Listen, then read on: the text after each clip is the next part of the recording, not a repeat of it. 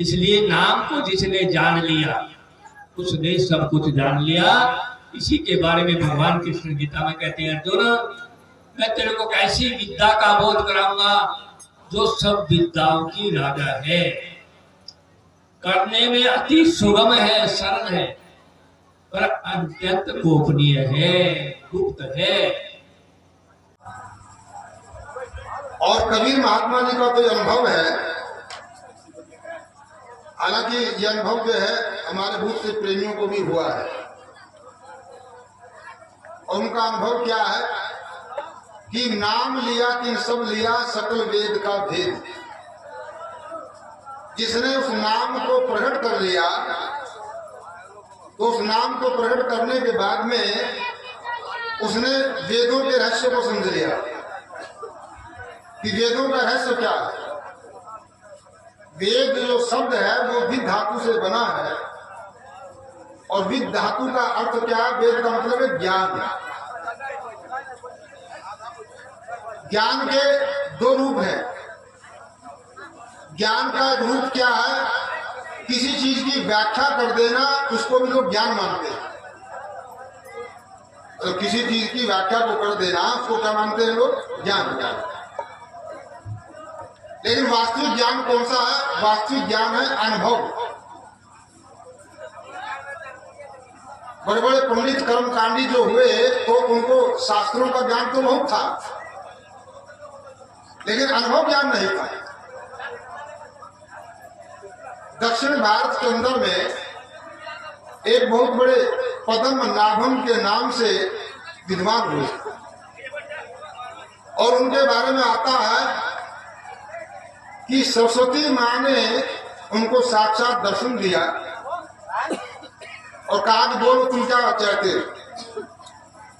तो उसने कहा जी मेरे को कोई शास्त्र के अंदर में कोई हरा ना करे,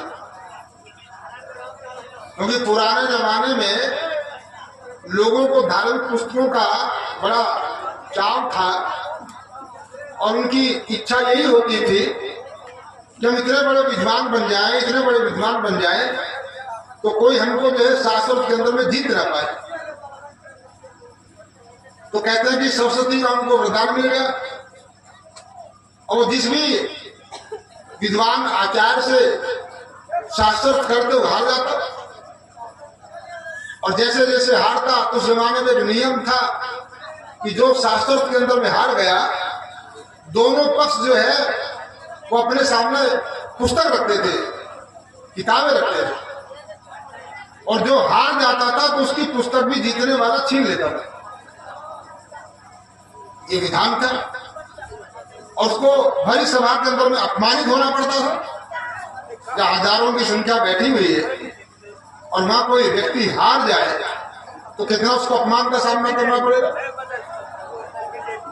तो अब उस पद्मनाभम के मन में और ज्यादा लोगों को जीतने की इच्छा हुई, और यहाँ तक कि पूरे भारत को जीत ले, और उनके समर्थक भी बहुत हो गए, क्योंकि जो विद्वान थे समर्थक बहुत हो गए। तो उन समर्थकों ने कहा कि महाराज भारतवर्ष तो बहुत लंबा चौड़ा है, पूरी जिंदगी बीत जाएगी, और काशी के जो विद्वान हैं तो काशी के विद्वानों की पूरी भारतवर्ष में मान्यता है कि उनसे बड़ा कोई विद्वान नहीं। और आप ऐसा करें कि काशी के अंदर में जाकर के और काशी के विद्वानों के साथ में शास्त्र करें, और जब वो उनको आप हरा देंगे ये मान्यता हो जाएगी आप भारत के सबसे बड़े विद्वान हैं।